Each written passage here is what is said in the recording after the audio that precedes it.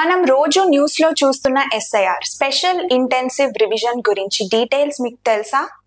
Hello officers, welcome to Prerana ICS.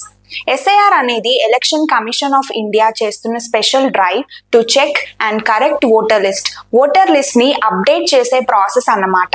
Every year చేస్తున్న update కన్నా ఇది చాలా కాంప్రహెన్సివ్ ప్రాసెస్ ఏంటి అంటే ఫ్రెష్ ఎన్యూమరేషన్ ఫార్మ్స్ ని ఫిల్ చేయడం, house to house verification by booth level officers, documents verification of voters. ఏం డాక్యుమెంట్స్ అంటే Aadhaar, birth certificates, residence certificates ఇలాంటివి అన్నమాట.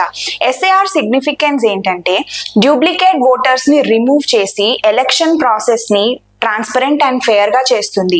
యంగ్ ఓటర్స్ ని యాడ్ చేయడం అండ్ ఇంటర్నల్ మైగ్రేషన్స్ ని ఇంక్లూడ్ చేయడం, లైక్ మ్యారేజ్ వల్ల మూవ్ అయిన ఉమెన్ ని కూడా ఇందులో యాడ్ చేయడం లాంటివన్నమాట. ఎఫిషియంట్ ఎలక్షన్ ప్రాసెస్ ని ఎన్ష్యూర్ చేస్తుంది. దీనివల్ల అక్యురేట్ గా పోలింగ్ స్టేషన్స్ ని అలొకేట్ చేయడం పాసిబుల్ అవుతుంది. ఎలక్షన్ కమిషన్ మీద ట్రస్ట్ పెరుగుతుంది బికాస్ ఆఫ్ ఎస్ఐఆర్.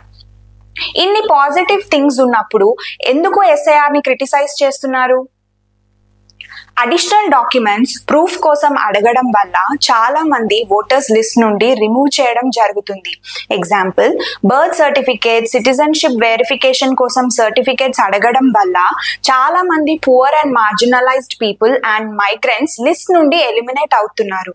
ఇది biased nature of election commission అని క్రిటిక్స్ అంటున్నారు.